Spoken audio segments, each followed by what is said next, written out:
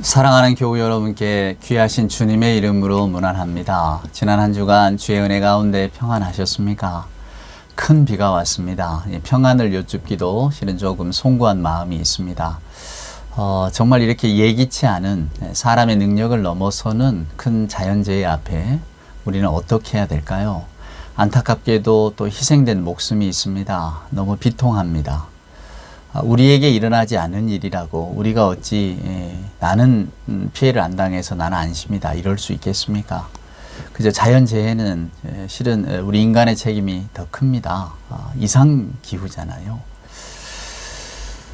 그럼에도 불구하고 오늘 저와 여러분은 오늘 또 하나님의 은총을 고대하면서 이 자리에 모였습니다. 우리가 하나님을 믿는 백성이기에 더 겸손한 마음으로 또 하나님께서 안타까워하시는 그런 우리의 현실들을 함께 느껴보고자 오늘 또 이 자리에 함께 온 줄 압니다. 여러분, 주께서 다스리시니까 결국 인간의 역사는 선하게 흘러갈 것입니다만은 그럼에도 불구하고 우리가 해야 할 일이 아직은 많이 남아있는 것 같습니다. 기후에 관해서 또 우리들의 이웃들에 관해서 또 이런 재난이 오면 꼼짝없이 당하는 그런 안타까운 분들을 위해서 또 저와 여러분이 마음을 또 쏟습니다. 그들의 슬픔은 누가 위로하겠습니까? 그저 주께서 위로해 주시기를 간절히 바라면서 오늘 또 이 어지러운 세상 중에 그럼에도 불구하고 하나님이 주신 평강을 바라보는 우리들에게 오늘 예배로 인한 큰 기쁨을 허락해 주실 줄 믿습니다. 그 믿음 가지고 하나님 앞에 나아갑시다. 경배 찬송 85장 9주를 생각만 해도 이렇게 좋거든. 함께 찬송합시다. 9주를 생각만 해도 이렇게 좋거든. 주 얼굴 배울 때에야 얼마나 좋으랴. 사랑의 구주 예수여 내 기쁨 되시고 이제로부터 영원히 영광이 되소서. 아멘. 우리 함께 사도신경으로 우리들의 신앙을 고백합시다.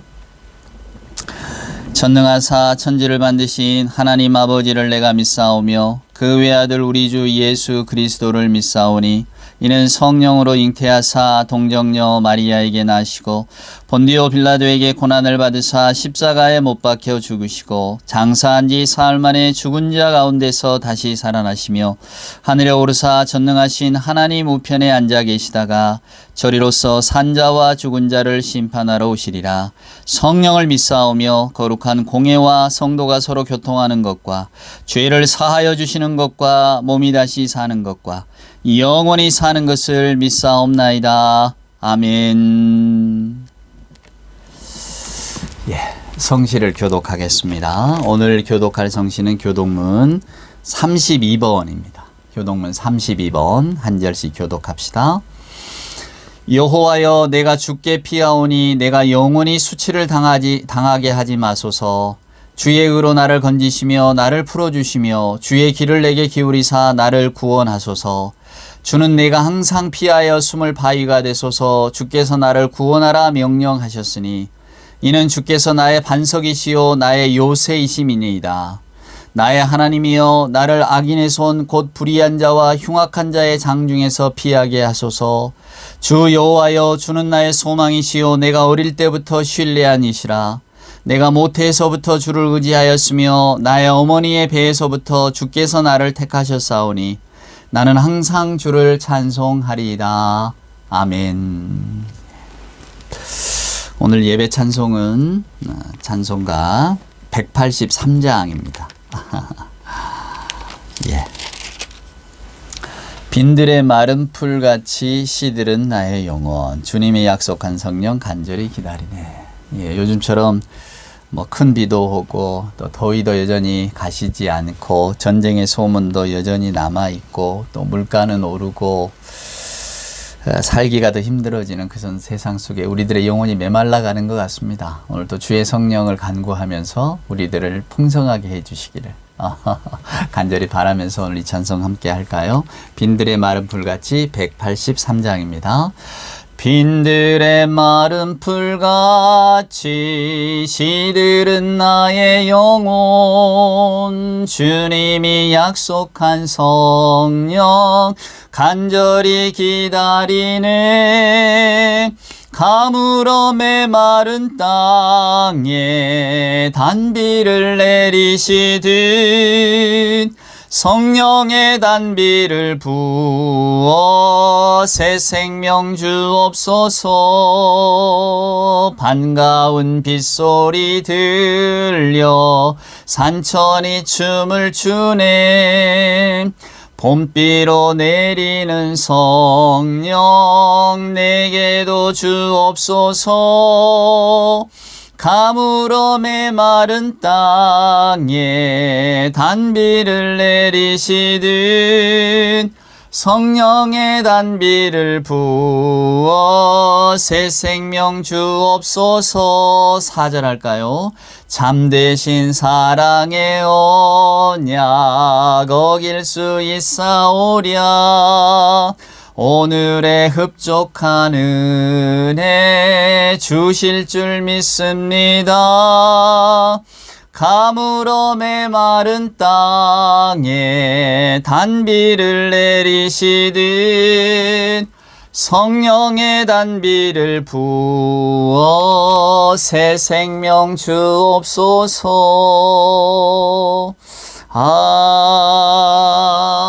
아멘. 기도합시다. 사랑과 은총으로 함께 하시는 아버지 하나님 감사합니다. 어느덧 여름이 다 지나가는 듯한 날들의 연속입니다. 큰 비가 오고 또 연달아 비가 옵니다. 하나님, 저희들 어찌해야 할까요? 이길 수 없는 자연의 힘 앞에서 저희들 때때로 주저앉고 싶을 때도 많습니다. 우리가 감당할 수 없는 세상의 큰 흐름 가운데 저희들 희망을 잃고 주저앉을 때도 있습니다. 아직도 여전한 전쟁의 소문은 우리를 힘들게 합니다. 마치 경제 위기가 온 것 같은 고물가, 그 인플레이션 가운데 갈수록 사람들이 살기가 힘들어집니다. 하나님, 저희가 어찌해야 할까요? 그럼에도 이 시간 저희들 다시금 한자리에 모아주시니 감사합니다. 저희들에게 은혜를 내려주셔서 오늘 저희들의 상한 마음을 치유하여 주옵시고, 흩어지는 마음들, 흔들리는 마음들, 세상에 정처 없는 마음들을 하나님 앞으로 모을 수 있도록 주여 도와주시옵소서. 이제 얼마 안 있으면 가을이 옵니다. 가을이 오지만은 저희들의 마음 가운데는 희망보다는 오히려 좌절이, 기대보다는 염려가, 기쁨보다는 서러움이 더해가는 불안한 마음 가눌 길이 없습니다. 어두운 세계 경제 미래와 또 멀어져만 가는 여러 가지 사회의 안정, 또 남북 간의 긴장과 갈등, 저희들 불안합니다. 하나님, 위로와 힘을 주시옵소서. 한 발자국 한 발자국 주와 함께 동행하는 길이 얼마나 기쁘고 감사한 일인가를 생각하면서 일상에 매몰되지 않고 큰 믿음의 눈을 뜨고 하나님이 함께 하시는 그 믿음의 길을 걸어갈 수 있도록 주여 도와주시옵소서. 하나님, 이 시간 간절히 간구합니다. 이 예배를 통하여서 저희들 한 주간 낭망하였던 마음, 좌절하였던 마음, 실망하였던 마음, 또 더 나아가서는 누군가를 미워하고 원망하였던 마음들, 불편한 마음들 다 씻어 주옵기를 간절히 소원합니다. 하나님, 저희들의 발은, 인생의 발은 더럽기 그지없습니다. 종으로 오셔서 대야에 물을 부으시고 발을 씻어 주셨던 우리 주님, 저희들의 발을, 저희들의 심령을 깨끗이 씻어 주옵기를 간절히 소원합니다. 베드로처럼 주님께 발은 내밀었지만은 몸 전체를 다 씻어달라고 하나님 그런 요구를 하는 자들이 아니라 주님이 그 그저 씻겨주시는 대로 감사하면서 오늘 또 주님의 씻음받은 자의 삶을 살아갈 수 있도록 주여 도와주시옵소서. 저희들의 영을 더 늘 날카롭게 하여 주옵시고 또한 저희들에게 회개하는 마음을 주사 하나님께서 창조하신 이 아름답고 복된 세상을 올바르고 깨끗하게 관리할 수 있는 그런 지혜와 또한 절제할 수 있는 용기 또한 허락하여 주시옵소서. 저희들 할 수 없는 일에 하나님 앞에 무릎 꿇고 기도하게 하시고 저희가 할 수 있는 일이라면 용기를 내어 과감한 그리스도의 정신으로 해 나갈 수 있도록 주여 도와 주시옵소서. 이 시간도 여러 가지 사연과 또한 삶의 형편을 가지고 하나님 앞에 엎드린 주의 자녀들이 있습니다. 그들을 위로하시고 저들의 삶의 형편 가운데서 하나님의 은혜를 깨달아 알 수 있도록 하나님 속히 은총 베풀어 주옵시고 저희들이 늘 우리 주 그리스도로 인하여서 기쁨과 웃음을 간직하며 살아갈 수 있도록 주여 도와 주시옵소서. 주실 말씀을 사모합니다. 그 말씀을 우리 삶의 이정표로 삼을 수 있도록 주의 성령께서 예배하는 내내 함께하여 주실 줄 믿사올 때에 우리 구주 예수님의 귀하신 이름으로 간절히 기도드리옵나이다. 아멘. 예, 오늘 우리에게 주시는 하나님의 말씀은 신약성경 데살로니가전서 5장에 있는 말씀을 한번 보도록 하겠습니다. 저도 또 짐작컨대 여러분도 가장 사모하고 좋아하는 말씀이 아닐까 생각합니다. 데살로니가 5장입니다. 신약성경 332페이지인데요. 예, 제가 14절 말씀부터 한번 읽어보겠습니다. 또 형제들아 너희를 권면하노니 게으른 자들을 권계하며 마음이 약한 자들을 격려하고 힘이 없는 자들을 붙들어주며 모든 사람에게 오래 참으라. 삼가 누가 누구에게든지 악으로 악을 갚지 말게 하고 서로 대하든지 모든 사람을 대하든지 항상 선을 따르라. 항상 기뻐하라. 쉬지 말고 기도하라. 범사에 감사하라. 이것이 그리스도 예수 안에서 너희를 향하신 하나님의 뜻이니라. 항상 기뻐하라. 쉬지 말고 기도하라. 범사에 감사하라. 아멘. 예. 너무나 잘 아는 하나님의 말씀이죠. 예. 오늘 이 말씀을 가지고 오늘은 조금 이제 여름이 가고 있습니다만 처서가 지났으니까 여름이 가겠죠. 예. 한번 이 말씀으로 우리들의 마음과 또 생각 또 그동안 장만이 뭐니 이렇게 찌들었던 마음들을 한번 날려보냈으면 하는 마음이 간절합니다. 오늘 저는 여러분들과 이 말씀을 가지고 믿음이 뭐냐, 믿음이라고 하는 것은 어떤 그 만들어내는 기적이 아닙니다. 그러니까 믿음은 무엇을 만들어내는 기적이 아니라 믿음이라고 하는 것은 믿음이 있어야 볼 수 있는 것들에 대한 이야기를 한번 해보려고 합니다. 그러니까 저나 여러분은 이렇게 생각하죠. 뭔가 아픈 병자가 좀 일어나고 뭔가 놀라운 일이 생기고 이럴 때에 우리의 믿음이 생겨난다고 생각을 합니다. 그러니까 믿음이라고 하는 것은 어떤 그 만들어지는 기적이 아니라 믿음이 있어야만 볼 수 있는 것들에 대한 이야기 말입니다. 그러면 믿음이라는 것이 만들어지는 기적으로부터 비롯된다. 이 말은 여러분 무슨 뜻일까요? 저나 여러분이 세상을 살아가면서 우리가 기적을 목도하기가 참 어렵습니다. 우리가 지난주에 큰 비, 예기치 않은 큰 비가 와서 여러 안타까운 인명 손실도 있었습니다만은 또 그 중에서도 자기 목숨을 아끼지 않고 뛰어들어가서 사람을 구한 사람 있었잖아요. 구사일생으로 살아났다. 저도 늘 말씀드려서 이제 여러분도 식상할 줄 압니다만은 태풍 루사가 왔을 때 강릉에 있어서 이게 비가 오면 꼭 남의 일이 아닌 것 같지만 또 한편으로는 그때 제가 강릉에 있을 때 비가 한 1m 가량 왔거든요. 그러니까 한 300mm 정도 왔다. 하루에. 근데 큰 폭우다. 기상 관측 사상 이런 폭우가 없다고 해도 제 눈에는 아이고 이 정도를 가지고 재난이라고 할 수 있겠나. 그런 생각이 드는 것도 실은 사실입니다. 그러니까 큰 오히려 고통을 겪은 분들이 오히려 작은 고통에는 또 둔감하는 경우도 있잖아요. 공감을 못하는 경우도 있고 제 경우가 그런 게 아닌가 싶기도 합니다만은 어찌됐건 뭐 서울이 난리가 나고 또 뭐 다른 지방에서도 여러 가지로 피해도 입었고 하여간 일어나지 않았으면 좋을 일들입니다. 근데 저와 여러분이 이제 만약에 이런 큰 그 뭐 홍수 가운데 떠내려가다가 뭐 기적적으로 뭐 구호함을 입었다. 전혀 뭐가 없는데 갑자기 하늘에서 보이지 않는 손이 이렇게 그를 끌어당겨 주었다. 뭐 이런 게 만약에 기사화 된다면, 그래서 그런 것이 결국은 하나님이 계신다라고 하는 증거로 보여진다면 얼마나 좋을까. 네, 많은 사람들이 또 하나님을 믿지 않겠습니까? 막 다니엘서에 나온 것처럼 이 허공의 말입니다. 내가 여러분과 함께 있다라든가, 뭐 이 세상 모든 만물은 내가 창조했다라든가, 우리 그 창세기에 나온 것처럼 태초에 하나님이 천지를 창조하셨다라든가, 그 하나님의 에고의 힘이 바로 나다. 뭐 이렇게 막 그 허공에 쓰여진다면 여러분 어떨까요? 우리가 그런 것들을 바라볼 때에 어떤 그 믿음이 생겨날까요? 믿음이 생겨나겠죠. 많은 사람들이 아마 교회로 달려올 겁니다. 아, 하나님이 계신 증거가 드러났다.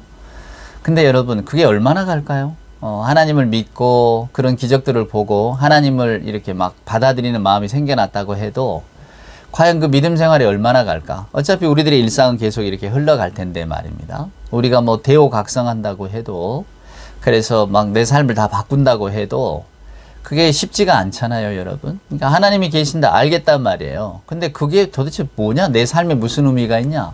내 생활에 무슨 변화가 있느냐?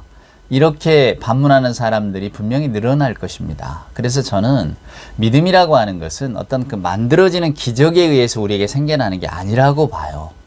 믿음이라고 하는 것은 마땅히 저나 여러분이 믿음이 있어야만 볼 수 있는 것들에 대한 어떤 하나의 증거가 곧 우리의 믿음이 아닐까 생각을 합니다. 그러니까 제 말이 좀 형용모순 같기도 합니다만은 믿음이 뭐냐? 근데 믿음이 있어야 보는 것이 믿음이다. 이게 무슨 말장난도 아니고. 근데 여러분, 한번 제가 여러분께 드리는 말씀을 잘 기억해 보시기를 바랍니다. 한번 상고해 보세요. 만약에 제가 하나님을 더 잘 믿게 되는 계기가 있다면 저에게는 어떤 일이 일어나면 하나님을 더 잘 믿게 될까? 저는 아마 뭐 돌아가신 아버님이 살아오신다면 더 하나님을 잘 믿을 것 같아요. 이건 기적이잖아요. 정말 이건 우리가 목도할 수 없는 일이고 상상할 수 없는 일이잖아요. 근데 어느 날 문득 아버님이 문을 밀고 들어와서 내가 왔다. 내가 다시 하나님이 보내주셔서 왔다라든가 이런 말을 들으면 다 믿음이 생기지 않겠습니까? 그건 아마 어느 누구나 그런 믿음이 생길 겁니다. 근데 문제는 그 믿음이 과연 얼마만큼이나 지속될 것이냐, 여기에는 물음표가 생긴다는 거죠. 우리들의 삶이라고 하는 것이, 또 일상의 관성이라고 하는 것이 하나님이 계시기는 계시는데 그렇다고 해서 우리 일상이 뭐가 달라지느냐, 여기에 대해서 반문한다면 딱히 드릴 말씀이 없기 때문입니다. 그래서 저는 오늘 여러분들과, 우리가 다 믿는 사람들이잖아요. 믿는 사람에게는 믿음이 있어야만 보이는 것들이 있습니다. 그리고 믿음이 있기 때문에 볼 수 있는 것들, 그것으로 인하여서 저나 여러분의 생활이나 삶이나 생각이 바뀌어가고 달라진다는 말씀을 드려보고 싶은 겁니다. 자, 오늘 우리가 읽은 말씀이 데살로니가 전서예요. 우리가 가지고 있는 성경 가운데 신약 성경 가운데 가장 오래된, 그게 무슨 이야기입니까? 신약 성경 가운데 가장 먼저 쓰여진 책이다 그 말입니다. 이게 주후 한 50년경에 쓰여졌다고 하니까 예수님 부활 승천하시고 한 20여 년 가까이 되던 그런 어간에 쓰여진 글입니다. 그러니까 우리는 흔히 성경을 읽어보면, 펼쳐보면 뭐 마태, 마가 이렇게 복음서가 나오니까 복음서가 먼저 기록되어졌을 거라고 생각합니다만은 아닙니다. 바울이 쓴 서신서가 우리가 가지고 있는 성경 가운데는 가장 오래된 고문서입니다. 그러니까 글로 기록되기는 제일 먼저라는 거죠. 그러니까 바울이 뭐 13권의 서신서를 썼다고 알려져 있는데 그 사도 바울이 쓴 서신서 가운데 맨 1번을 그러니까 제일 먼저 쓰여진 책이 바로 이 데살로니가 전서입니다. 지금도 테살로니키라고 해서 그리스에 가면 이 데살로니가 이 도시가 남아 있잖아요. 우리 대한민국 분들도 많이 여행을 가면 여기 테살로니키를 들린다고 하는데, 뭐 저는 아직 유감스럽게도 못 가봤습니다만은 유적이 많이 남아 있으니까요. 그 데살로니가라고 하는 도시입니다. 그때 이제 바울이 전도 여행을 떠날 때만 해도 이 데살로니가가 굉장히 번성한 도시였고요. 바울은 그 2차 전도 여행 때 여러분 빌립보라고 하는 곳으로 생각지 않게 가게 됩니다. 원래 바울은 이 소아시아 지역을 전도를 하려고 했어요. 그러니까 소아시아는 지금의 터키입니다. 터키 지역 쪽을 이렇게 돌아다니려고 했는데, 복음 전도를 하려고 했는데, 우리 사도행전을 읽어보면 꿈에 마게도냐 사람이 나타나서, 그때 이 데살로니가가 이 마게도냐 지방이었거든요. 지금도 마게도니아라고 하는 국가가 있기는 합니다만은 지금은 이제 예적의 그 영화에 비하면 아주 줄어들었죠. 근데 그 마게도니아 지역에 어떤 사람이 나타나서 우리에게도 좀 복음을 전해달라. 꿈에. 아마 이게 그래서 바울은 그걸 성령의 인도하심이라고 봅니다. 그러니까 여러분, 이 성경에 나와 있는 언어 표현들을 여러분이 잘 유념하셔야 될 필요가 있어요. 꿈에 뭐 하나님의 음성이 들렸습니다. 진짜로 하나님께서 어떤 음성을 들려주셨을까? 예, 그건 저와 여러분의 그냥 상상이고요. 우리가 꿈을 꾸면서 전혀 예기치 않는 것들을 보기도 하고 듣기도 하고 만나기도 하잖아요.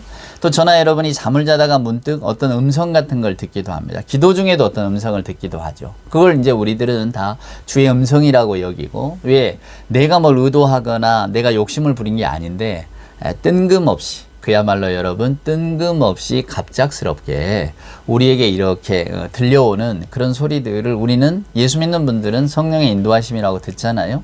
근데 바울도 특별히 지금 전도 여행을 다니고 있었을 때니까 얼마나 이제 그 성령에 민감할 때가 아니겠습니까? 근데 지금 바울의 입장 자체가, 나는 이 소아시아 지역에 복음 전도를 해야 되겠다. 바울이 지금 돈 벌려고 한 게 아니잖아요. 또 뭔가 자기 이름을 날리려고 한 게 아니고 주의 복음을 전하려고 하려고 하는 겁니다. 그 의도가 있어요. 근데 막혀요. 그러면 바울 생각에도 나는 이 A라고 하는, 즉 소아시아 지역, 지금의 터키 지방에다가 복음을 전하려고 마음을 먹었는데 왜 이게 자꾸 복음 전도가 걸리지?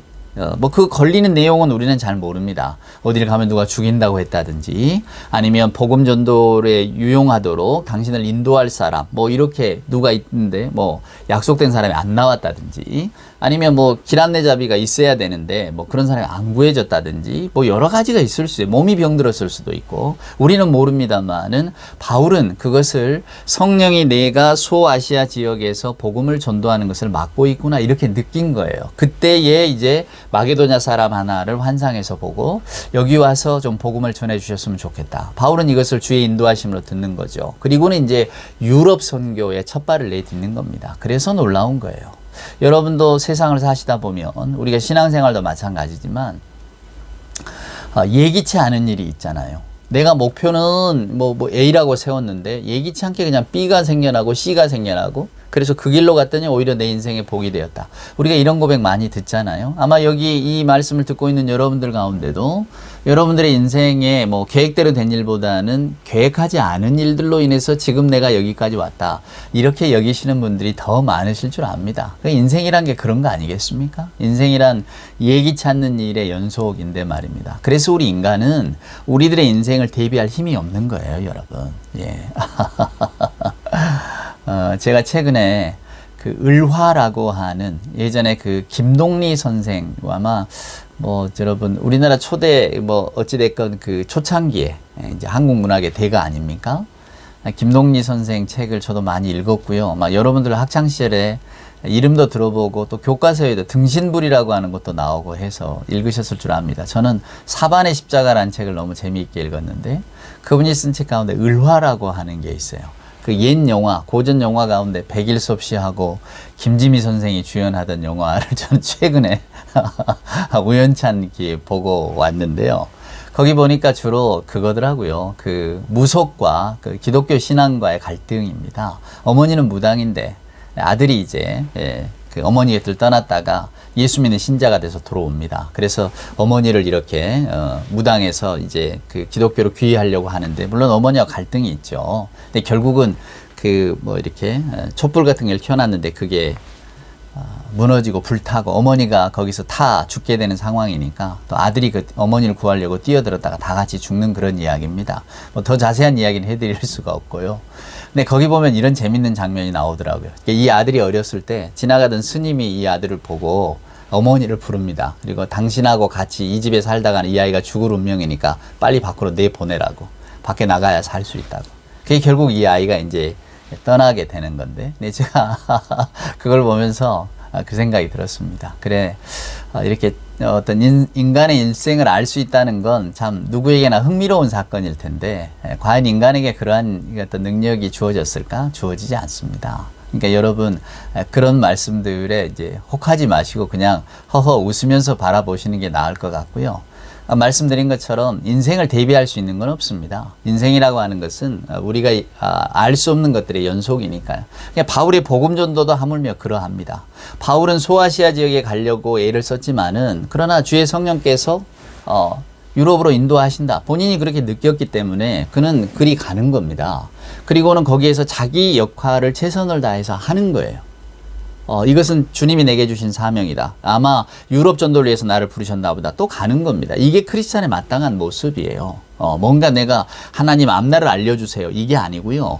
어디에 보내주시든지 저는 제가 하나님 앞에서 부끄러움 없는 삶을 살겠다. 이게 실은 우리 예수 믿는 분들의 가장 근본적인 고백이거든요. 그러니까 여러분 제발 무속과 기독교 신앙을 혼돈하지 마세요. 또 우리가 주의 성령의 감동 감화 받으면 우리 일생도 미리 내다볼 수 있고 앞날도 예측할 수 있고 천만에 그 다 사술입니다.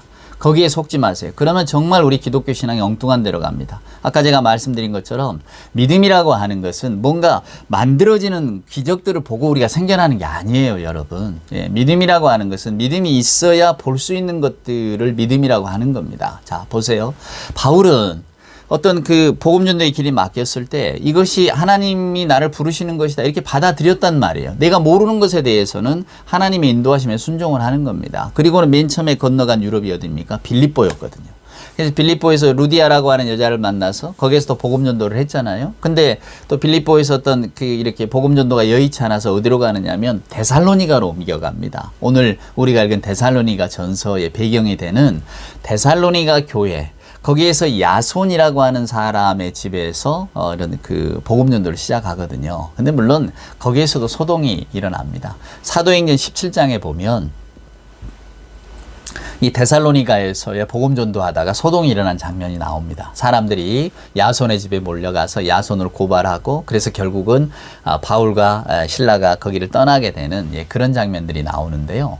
그러니까 복음 전도라고 하는 것이 무슨 비단 깔아놓는 길이 아니었잖아요. 정말로 조그마한 공동체 또 복음 전도를 할 수 없는 그런 상황 속에서도 바울이 꿋꿋하게 의지를 가지고 복음을 전하고 그 복음의 씨앗이 그 몇몇 사람에게 떨어져서 그것이 또 발화하고 그러면서 교회가 생겨나고 이런 과정이거든요.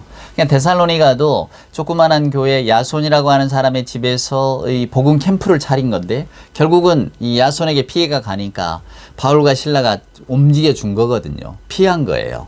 그리고는 이제 피해 놓고 보니까 아테네까지 가서 궁금하잖아요. 데살로니가 교회가 잘 있을까? 그렇게 해서 디모데를 보내봅니다. 근데 디모데가 돌아와서 데살로니가 교회가 선생님 너무 잘 있어요. 너무 그냥 든든하게 잘 버티고 있어요. 이제 이런 이야기를 들으니까 바울이 이제 너무 감사하는 마음도 있고 또 자기 소식을 알려야 된다라고 하는 마음도 일어나고 또 디모데가 이 데살로니가 교회가 지금 직면하고 있는 여러 문제에 대한 것들을 가져왔거든요. 그러니까 거기에 대한 해결책. 여러분 안에 이런 분란이 있다고 내가 들었는데 그게 이제 읽어보시면 알겠지만 재림에 관한 이야기 이런 거거든요. 예수님 다시 오시는 언제 오시냐 어떻게 오시냐 이런 다 궁금하니까 거기에 대한 논란들이 있을 때 이제 사도 바울이 거기에 대해서 이렇게 써준 글 해답으로 써준 글이 데살로니가 전서입니다. 또 나중에 후서도 있고요. 그 편지인 겁니다. 근데 그것이 이제 주후 50년 약 예수님 부활 승천하시고 한 20년 후에 쓰여진 글이기 때문에 이제 현존하는 가장 오래된 신약 성경책이다 이렇게 알려진 건데 우리는 오늘 그 역사적인 데살로니가 전서를 읽었잖아요. 그런데 오늘 이 말미에 가보면 말입니다. 사도 바울이 데살로니가 교인들한테 권면하는 게 있어요. 그러니까 여러 가지로 여러분들이 처한 문제점 이렇게 해결하십시오 라고 하면서 오늘 사도 바울은 마지막 5장 이 하반절에서 이런 이야기를 하고 있어요. 먼저는 이제 잘 화목하라고 이야기하죠. 서로 격려하고 너희 안에 약한 자가 있거든 잘 돌보고 이러면서 일단 권면의 말씀을 준 다음에 그리고 이제 우리가 너무나 잘 알고 있는 이 세 마디 말씀을 들려주는 겁니다. 항상 기뻐하십시오. 쉬지 말고 기도하세요. 범사에 감사하세요. 저나 여러분이 바울의 형편을 잘 압니다. 항상 우리가 고린도 후서를 읽어보면 더 잘 나와 있지만 복음을 전도하기 위해서 쫓겨다니고 매맞고 굶주리고 예, 또 뭐 죽이는 결사대까지 있고 얼마나 여러분 등골이 서늘했겠어요. 눕는다 한들 뭐 이렇게 잠이 제대로 오겠습니까? 또 감옥에도 갇혔잖아요. 그냥 갇힙니까? 또 매를 맞습니다, 여러분. 두들겨 맞아요. 그러니까 얼마나 힘들었겠어요. 그냥 사도 바울의 삶이라고 하는 것, 특별히 복음 전도절에서의 삶이라고 하는 게 편안한 삶이 아니거든요. 근데 그런 삶 가운데서 사도 바울은 지금 데살로니가 교인들에게 편지를 써 보내면서 이런 이야기를 합니다. 하나님 안에서 우리 그리스도께서 저와 여러분에게 품은 마음이 있습니다. 그리스도께서 저나 여러분에게 들려주시는 말씀이 있습니다. 그게 뭔 줄 아십니까? 항상 기뻐하세요. 쉬지 말고 기도하세요. 범사에 감사하세요. 바울이 일상의 삶을 살아가는 그 과정 속에서 더군다나 그 일상의 삶이라는 게 어려운 삶이잖아요. 힘든 삶이에요. 편안한 삶이 아니다 그 말입니다. 그런데 그 삶 가운데서 자기도 지금 내일이 어찌 될지 몰라요. 자기에게도 지금 내일 어떤 일이 기다리고 있을지 모른단 말입니다. 왜냐하면 바울의 삶이라고 하는 것이 쫓겨다니고 매맞고 어떤 그 죽인다고 하는 죽임의 공포 속에 있고 그게 얼마나 그 삶이 위태위태합니까? 정말로 내일을 기약할 수 없는 삶인데 그 가운데서도 바울은 그 데살로니가 교인들에게 여러분 항상 기뻐하세요. 범사에 감사하세요. 쉬지 말고 기도하세요. 이 표현을 쓴다는 말입니다. 그래서 우리도 항상 그 말씀을 금과 옥조처럼 받고 있습니다. 아마 날마다 이 말씀을 외우는 분도 있으실걸요. 저는 외우시기를 바랍니다. 왜냐하면 이것이 믿음이 있어야만 볼 수 있는 믿음의 증거이기 때문에 그래요. 자, 무슨 말씀입니까? 저나 여러분이 믿음을 갖고 예수를 믿었습니다. 우리는 뭔가 드라마틱한 일이 내 인생에 펼쳐질 거라고 생각을 했어요. 아마 대부분의 분들이 그러셨을 겁니다. 내가 하나님의 자녀가 되고 예수를 믿게 되고 뭔가 극적으로 예수님께 회심하게 됐을 때는 내 삶에 뭔가 다른 게 일어나겠지 생각을 한단 말입니다. 정말로 우리가 흔히 뭐 기적이라고 말하는 것들을 날마다 목도하며 살 수 있겠지 이런 기대를 가지고 있어요. 근데 어디 우리 삶이 그러합니까? 우리가 기적을 날마다 목도하나요? 내가 변하는 것이 제일 큰 기적일 텐데 우리가 변합니까? 변하지 않습니다. 우리는 늘 여전한 삶을 살고 있는 것 같아요. 더군다나 우리 주변을 둘러싸고 있는 이 삶이 얼마나 드라마틱합니까, 여러분? 저도 대한민국에만 살아서 우리의 삶이 어떤지를 잘 모르겠어요. 그런데 최근에 제가 하태균이라고 유명한 요즘 그 사회심리학자로 유명한 분입니다. 유튜브에도 이분 글이 많이 나오던데 이분이 많이 등장하고 고려대학 심리학 교수인데 이분이 쓴 글을 보면서 무릎을 쳤어요. 이분이 쓴 글 가운데 그 한 대목이 있어요. 그건 뭐냐면 그 왜 지루한 천국에 살 거냐 아니면 재미난 지옥에 살 거냐 뭐 이런 건데 우리가 흔히 그런 말들 많이 하잖아요. 근데 자기가 이제 미국에 살아보니까 미국은 모든 것이 예측 가능한 사회랍니다. 네, 그러니까 모든 게 잘 대비가 잘 돼 있고 준비가 돼 있고 내가 이러면 이런 삶을 살고 그러니까 안정돼 보이지만 되게 지루하더라는 거예요. 변화가 별로 없잖아요. 개천에서 용이 나는 그런 나라도 아니고 뭔가 막 변화가 드라마틱하게 일어나는 나라도 아니고 그냥 그대로 있는 겁니다. 사회는 안정되고 그러니까 사람들도 그냥 소시민적으로 이렇게 살아가다가 그냥 그렇게 그냥 조용히 죽어가는 그런 걸 뭔가 인생에 드라마틱한 게 없어요. 안정되고 편안하지만은 근데 대한민국은 어떻습니까? 뭐 날마다 사건 사고가 터지기도 하지만은 또 사람들 간에도 여러분 사람 사이에 우리 대한민국의 특징들이 있잖아요. 흔히들 막 빨리 끌었다가 빨리 식고 막 그러지만 그만큼 사람들의 마음이나 생각이 막 역동적이라는 거거든요. 그러니까 재미도 있고 뭔가 매번 막 한숨도 나고 때때로는 막 어떤 우리가 법과 공정 이야기하지만 우리는 아직도 사람과의 인정 이런 거 내 편 네 편 이런 거 편가르고 또 실은 또 이웃 간에 따뜻한 정 주고받고 말입니다. 또 그냥 이렇게 마음에 안 드는 사람이 있으면 또 이렇게 막 서로 막 이렇게 폄하하기도 하고 뒷담화를 하기도 하고 말입니다, 여러분. 편파적으로 뭔가 하기도 하고 막 그런 사회잖아요. 그러니까 어떤 분들은 야 이게 말이야 대한민국 사회가 아직도 선진국이 되려면 멀었다 이렇게 한탄하기도 하지만은 그 심리학자 눈에는 야 이게 사람 사는 맛이다. 이래서 대한민국이 역동적이다. 아주 재밌는 만약에 천국과 지옥이라면 무미건조, 북유럽이나 유럽, 안정된 유럽 사회는 다 그냥 천국 같지만은 지루하고, 그러나 대한민국은 아주 재밌는, 지옥 같지만 재미있다, 이런 뜻인데요. 그만큼 저는, 제가 그 글을 읽으면서, 그렇구나. 우리가, 정말로 일상의 과잉, 일상에 매몰되어 있다 이런 말들을 하는데 그만큼 우리들의 삶이 드라마틱한 겁니다, 여러분. 막 그냥 대한민국 사회가 하여간 역동적이에요. 그러니까 1950년 한국전쟁 지나고 가장 가난한 나라에서 지금은 또 가장 부자인 나라의 대열에 끼기도 하고 그렇지 않습니까? 예, 그런 나라에 우리가 살고 있어요. 그러다 보니까 여러분 우리들의 삶이 너무 변화무쌍하고 또 항상 뭔가가 이렇게 닥쳐오고 다가오니까 저희들이 그냥 일상 속에서 그냥 휘둘리며 삽니다. 그러면서도 또 일상은 뭐가 크게 변하느냐면 그렇게 변화가 있는 것 아니에요. 그리고 또 저나 여러분이 막 거기에서 어떤 의미를 찾고 사냐면 그런 것 같지도 않아요. 그냥 매일 반복되는 일상, 어쩌면 보잘것없고 어쩌면 너무 소소하기도 한 그런 일상 속에서 그래서 때때로는 질이 멸렬해 보일 수도 있어요, 여러분.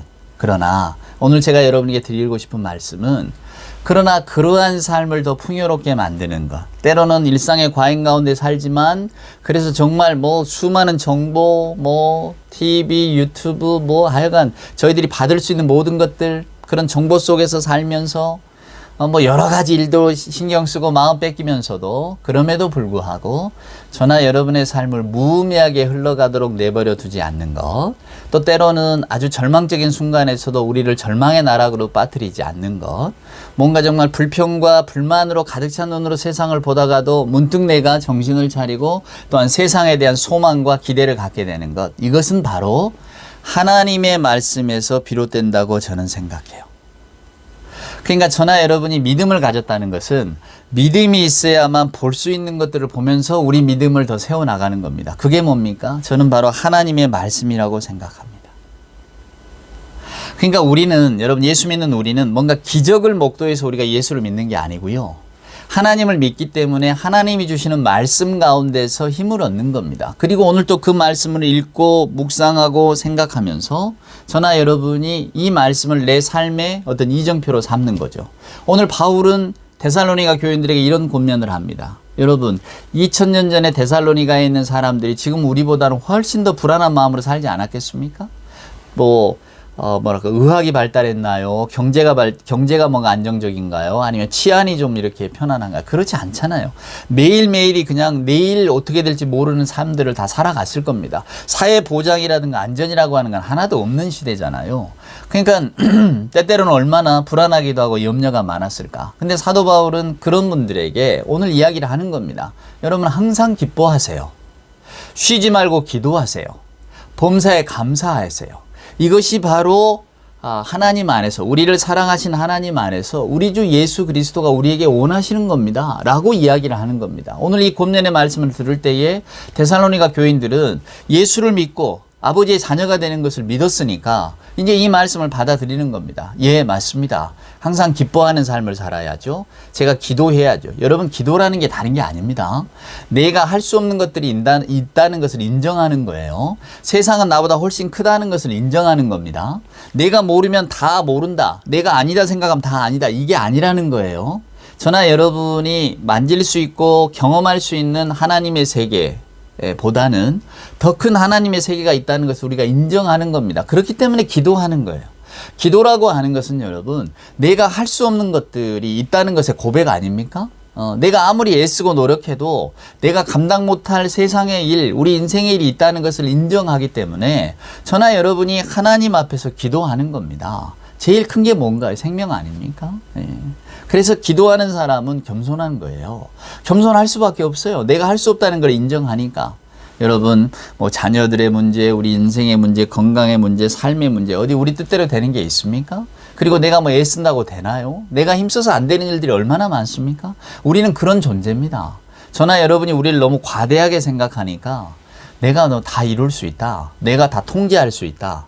내가 뭔가 애쓰고 노력하면 얻을 수 있다. 이렇게 생각하시고 우리는 거침없이 세상을 살잖아요. 그래 보이지만 그러나 실제로 저나 여러분이 통제할 수 있는 게 얼마나 되겠습니까? 우리가 그것을 못한다는 것을 인정하는 것이 기도하는 겁니다. 그래서 바울은 쉬지 말고 기도해야 된다고. 늘 우리가 겸손한 마음으로 하나님 앞에서 하나님 제가 할 수 있는 것은 이거밖에 없습니다. 그 나머지 것은 주님의 손에 의탁합니다. 주께서 돌보시고 주께서 함께 하셔야만 저는 삶을 살아갈 수 있습니다. 이런 고백을 하는 겁니다. 그런데 자, 그런 기도를 할 수 있는 하나님을 믿는 믿음을 우리에게 주셨으니 우리가 어떻게 감사하지 않을 수 있겠습니까? 범사에 감사할 수밖에 없는 거죠. 내게 주신 모든 것들에 대한 감사, 내가 할 수 없는 것들에 대한 감사, 나와 더불어 함께 하신다고 하는 하나님의 약속에 대한 감사. 그래서 우리는 범사에 감사할 수 있는 거예요. 혹자들은 기독교 신앙을 너무 자기 위로 아니냐 말이야. 팔이 부러지면 다리가 안 부러졌다고 감사하고, 다리가 부러지면 또 팔이 안 부러졌다고 감사하고, 뭔가 불이 나면 생명을 살려줬다고 감사하고. 많은 분들이 이렇게 이야기하잖아요. 아니, 안 부러지면 되고, 불 안 나면 되고, 그게 감사한 거 아니냐 이러지만은 그것은 우리의 인생을 잘 몰라서 하시는 말씀입니다. 그렇죠? 그러니까 우리 예수 믿는 분들은 모든 것들을 다 하나님의 은혜에 감사할 수밖에 없는 겁니다. 그것이 믿음이 있어야 보이는 거예요. 믿음이 있기 때문에 보이는 것들, 그 보이는 것들이 또 우리를 믿음의 길로 이끕니다, 여러분. 그러니까 오늘 제가 여러분에게 꼭 말씀드리고 싶은 거는 뭔가 만들어진 기적 가운데서 내가 그런 기적을 보면 내가 하나님을 잘 믿을 텐데 이러지 마시고요. 믿음을 가지고 바라보세요. 그러면 우리가 믿음을 가지고 바라볼 때 보이는 것들이 있습니다. 오늘 이 말씀이에요. 우리가 어떻게 항상 기뻐할 수 있나요? 그러나 하나님께서 내 모든 것을 알고 계시고 하나님이 나를 용서하시고 하나님이 나를 다 받아주시고 하나님이 내 인생의 모든 것을 합력해서 선을 이루는 방식으로 이끌어 가신다. 그 믿음을 가지면 우리는 기뻐할 수 있는 거예요. 넘어짐에도 기뻐하고 또 범사에 감사할 수 있는 거고. 이 항상 기뻐함과 범사에 감사함은 어디서 나옵니까? 우리가 쉬지 않고 기도할 때 나오는 거예요. 그러니까 오늘 저나 여러분이 오늘 이 말씀을 그저 바울이 데살로니가 교인들에게 듣기 좋은 말씀으로 그냥 심리적으로 위로하려는 말씀으로 주신 거구나 이렇게 받아들이시기보다는 바울이 정말로 이 말씀의 은혜를 받고 있구나. 자기 스스로가 이 말씀을 마음에 새기면서 정말 이렇게 살고 있구나. 그래서 바울은 세상의 그 어떤 것도 흔들 수 없는 사람으로 살아가는구나. 매를 맞고 쫓겨다니고 굶주리고 정처 없이 떠돌아도 그의 마음에는 빼앗길 수 없는 근본적인 기쁨이 있는 거구나. 그것을 바울은 나는 항상 기뻐하는 사람입니다. 나는 쉬지 않고 기도하는 사람입니다. 나는 범사에 감사하는 사람입니다. 이렇게 지금 고백하고 있구나. 이것이 주 예수 그리스도 안에서 우리를 향하신 하나님의 뜻이라고 지금 바울이 말하고 있구나. 그러니까 결국 예수 믿는 사람이라고 하는 것은 늘 항상 기뻐하고 기도하고 범사에 감사하는 사람이구나. 이 세 가지 표징이 그를 믿는 사람으로 드러내고 있구나 라고 하는 것을 오늘 우리가 이 말씀을 읽으면서 알게 되는 거죠. 사랑하는 교우 여러분, 오늘 이 세 가지 권면을 꼭 기억하십시오. 우리는 기뻐하는 사람이고요. 기도하는 사람이고요. 감사하는 사람입니다. 근데 이것이 생애 조건에서 옵니까? 그렇지 않아요. 하나님을 믿는 믿음에서 나오는 고백입니다. 우리가 하나님을 믿기 때문에 오늘 이 말씀을 아멘으로 받아들이고 그리고 이 말씀대로 살아야지 결심하고 또한 여기에 생각에 포커스를 맞추며 살아가는 순간 우리에게는 믿음이 더해집니다, 여러분. 그래서 그 믿음을 가지고 사는 겁니다. 부디 저나 여러분, 우리 모두가 다 항상 기뻐하고 또 쉬지 않고 기도하고 늘 모든 일에 감사할 줄 아는 그런 사람들, 그리고 그것이 우리 인생의 가장 중요한 모토가 되는 그런 삶, 가장 내 삶의 밑바닥을 이루는 정말로 흔들리지 않는 그런 어떤 그 삶의 지렛대 같은 말씀이 되어져서 늘 이 말씀을 아침에 일어날 때 또 잠자리에 들 때 항상 외우고 상기하시면서 하나님의 자녀됨을 감사하는 여러분. 정말로 믿음이라고 하는 것은 내가 믿음이 있어야만 보이는 것이 있구나 라고 하는 것을 고백하면서 살아갈 수 있는 우리 모두가 될 수 있기를 우리 주님의 귀하신 이름으로 축원을 드립니다. 기도하겠습니다. 항상 기뻐하라, 쉬지 말고 기도하라, 범사에 감사하라. 이 복된 세 말씀을 가슴에 새기며 고개 숙인 아버지 하나님의 모든 귀한 자녀들 머리 위에 우리 주 예수 그리스도의 크신 은혜와 아버지 하나님의 만극하신 사랑하심과 자비하신 성령님의 함께하심이 세상 끝날까지 함께하여 주옵기를 간절히 축원하옵나이다. 아멘.